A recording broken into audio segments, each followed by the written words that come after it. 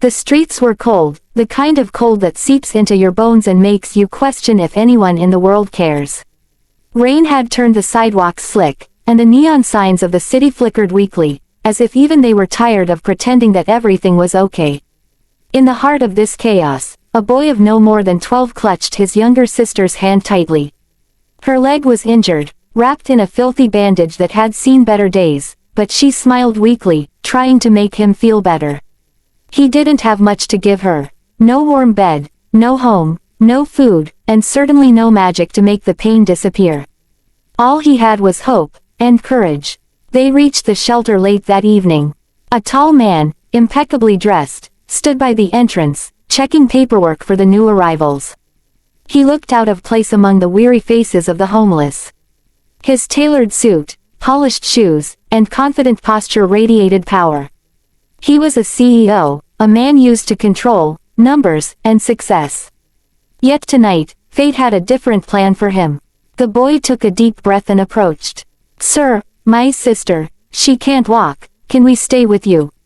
The words were simple, no drama, no exaggeration. Just a question, but the weight behind them was enough to stop the man mid-step. The CEO had dealt with tough decisions before: corporate mergers, hostile takeovers, and billion-dollar negotiations. But this was different. He looked at the girl.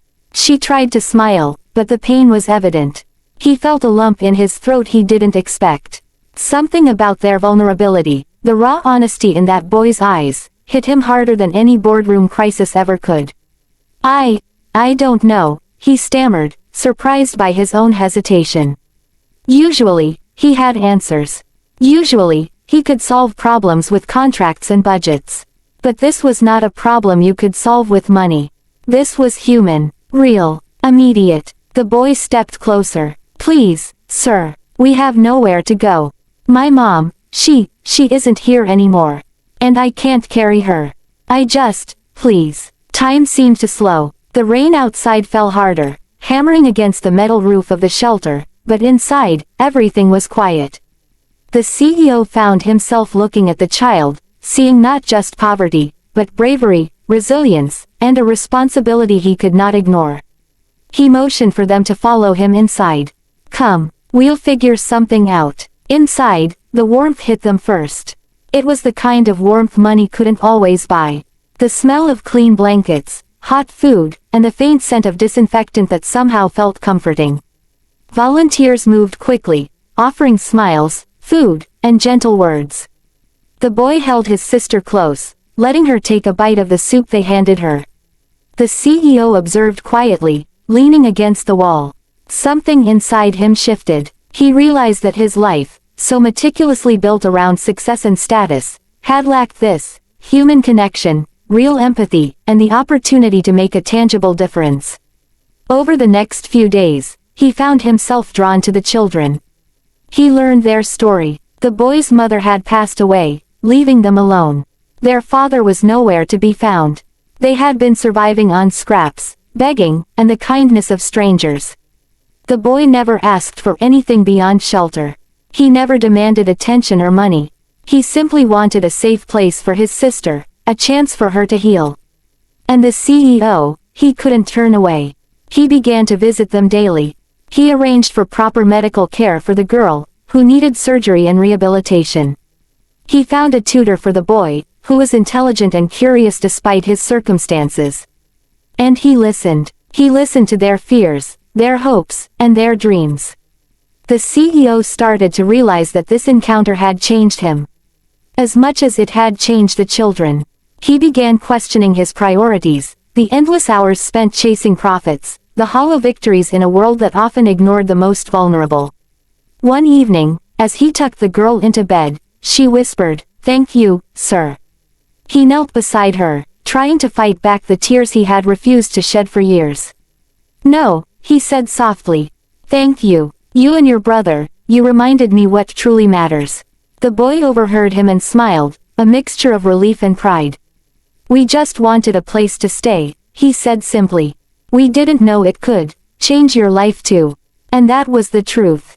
One question, one simple plea, one act of courage from a child who had almost nothing, had the power to reshape the life of a man who had everything. The shelter became more than just a temporary refuge. It became a place where lives were rebuilt, where hope was restored, and where humanity prevailed over indifference. The CEO continued to support the children, ensuring that no other child would ever have to ask for help in desperation. And years later, when asked about the turning point in his life, he didn't talk about business deals or acquisitions. He talked about that rainy night, the boy's voice trembling but determined, and the sister who couldn't walk. He talked about how one simple question had awakened his heart and reminded him that wealth is measured not by what you earn, but by the lives you touch. The boy and his sister eventually grew strong, healthy, and confident. The boy went on to study, inspired by the man who had believed in him when no one else would. The CEO remained a guiding presence, not just in their lives, but in the lives of countless children who found themselves at the shelter, facing struggles no one should face alone. It all began with one question.